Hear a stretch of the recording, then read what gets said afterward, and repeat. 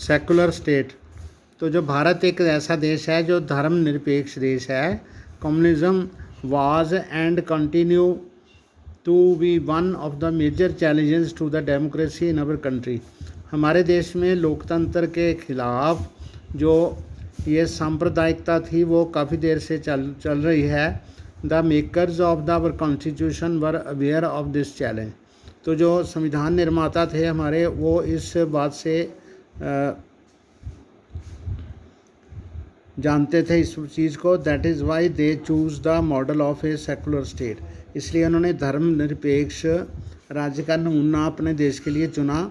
This choice was reflected in several constitutional provisions that we studied last year. तो 9th class में हमने बहुत से ऐसे प्रावधान जो संविधान के अंतर्गत आते थे उनके बारे में पढ़ा है, जो यही इच्छा उनकी जाहिर करते हैं कि सांप्रदायिकता के जो खिलाफ थे। There is no official reason for the Indian state. Bharat देश जो है उसका अपना कोई भी राजनीतिक धर्म नहीं है। Unlike the status of the Buddhism in Sri Lanka, जैसे श्रीलंका में बुद्धिज़्म को प्राथमिकता है। That of Islam in Pakistan. तो इस्लाम में जो है पाकिस्तान में, वहाँ पर इस्लामिक रिपब्लिक ऑफ पाकिस्तान उसको कहते हैं, ऐसे इस्लामिक रिपब्लिक ऑफ ईरान कहते हैं। और सऊदी अरब है ऐसे देश है जो यहाँ पर उनका जो धर्म है इस्लाम वो लोग मानते हैं। तो इंग्लैंड में क्रिश्चियनिटी को मानते हैं। Our constitution does not give a special status to any religion. तो हमारा जो संविधान है किसी भी खास मजहब या धर्म को खास उसका कोई ऐसा स्टेटस नहीं देता जिसको राजनीतिक तौर पर देश का धर्म होने की मान्यता हो। तो political parties and candidates in elections make appeal to caste sentiment to muster support. तो राजनीतिक दल या उनके जो उम्मीदवार होते हैं किसी एक जाति के पक्ष में वोट डालने के लिए प्रेरित करते हैं। Some political parties are known to favour some caste. और कुछ जो पार्टियां हैं वो किसी खास जाति को समर्थन करती दिखती हैं। And are seen as their representatives. और उनको चाहते हैं कि ऐसे इनके इस जाति के लोग ही हमारे उम्मीदवार बने। Universal adult franchise and the principle of one person one vote compelled political leaders to gear up to the task of mobilising and securing political support.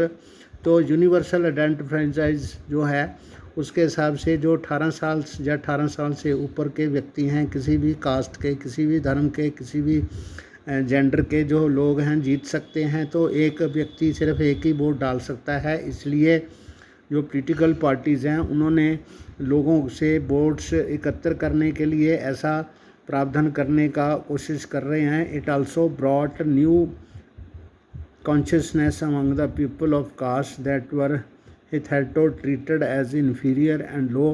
तो वो लोग ऐसी जातियों को वोट डालने के लिए कहते हैं कि जिनको पहले बहुत ज़्यादा महत्व नहीं दिया जाता था। The focus on caste in politics can sometimes give an impression that elections are all about caste and nothing else. तो कभी कभी जातियों को इतना ज़्यादा महत्व दिया जाता है कि जो इलेक्शन है उसके बारे में बस यही होता है कि सिर्फ कास्ट ही सब कुछ है, वोट किसी को भी डाले कोई। There is far from that is far from true. Just consider these. तो ये सच नहीं है। तो ये आप देखिए, no parliamentary constituency in the country has a clear majority of one single caste. कोई भी देश में ऐसी कोई भी कॉन्स्टिट्यूंसी या कोई भी ऐसा इलाका इलेक्शन द्वारा आवंटित कोई भी ऐसा इलाका नहीं है जहाँ पर एक ही जाति के वोट हों। So every candidate and party needs to win the confidence of more than one caste and community in winning elections. तो इसलिए हर एक जो पार्टी है उसको चाहिए कि वो ज़्यादा से ज़्यादा जातियों का प्रतिनिधित्व प्राप्त करे। No party wins the votes of all the voters of caste और कम्युनिटी। एक जाति के सभी वोट एक पार्टी को नहीं आते। When people say that a caste is a vote bank. जब लोग कहते हैं कि जो जाति है एक जाति के खास लोग उसका वोट बैंक हैं of one party, it usually means that a large proportion of the voters from the caste vote for that party. इसका मतलब होता है कि उस जाति के ज़्यादातर जो लोग हैं वोटर्स वो उसी पार्टी के कैंडिडेट को वोट देते हैं. Many political parties may put up candidates from the same caste if that caste is believed to dominate the electorate in a particular constituency.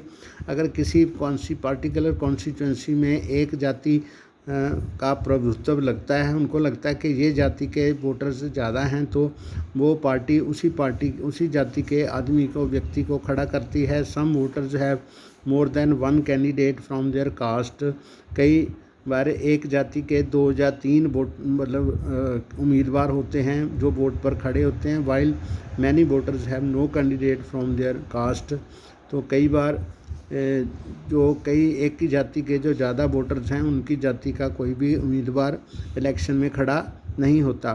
The ruling party and the sitting MP and MLA frequently lose elections in our country. तो हमारे देश में जो एक बार एक candidate जीत गया है तो उसकी 5 साल की अवधि हो गई है तो उसको हम सिटिंग MP या MLA कहते हैं. तो हमारे देश में आमतौर पर जो सिटिंग MP या MLA होता है वो अपना इलेक्शन हार जाता है. लोग उसको एक बार चुनते हैं, दूसरी बार उसको नहीं चुनते. That could not happen if all cast and communities were frozen in their politics preferences. अगर सभी जातियां एक ही उनको स्थिर कर दिया जाए कि इस जाति का व्यक्ति इस पार्टी का वोटर मतलब उम्मीदवार होगा, तो तब ऐसा संभव नहीं है. Clearly while caste matters in electoral politics. तो ऐसा तो है कि इलेक्शंस में जाति का महत्व है. So do many other factors. पर पृथ्वी इसके और भी कारक हैं. The voters have strong attachment to political parties which is often stronger than their attachment to their caste और कम्युनिटी. लोग जो हैं या वोटर जो हैं किसी एक पार्टी के साथ उनका बहुत ज़्यादा लगाव होता है, अटैचमेंट होती है, उससे ज़्यादा होता है जितना वो अपनी जाति से प्यार करते हैं. People within the same caste और community have different interest depending on their economic conditions. अपने आर्थिक हालत की वजह से जो लोग हैं अपनी कास्ट से या कम्युनिटी से कम जुड़े होते हैं जितना वो अपनी इकोनॉमिक कंडीशन से जुड़े होते हैं. Rich and poor or man and women from the same caste often vote very differently.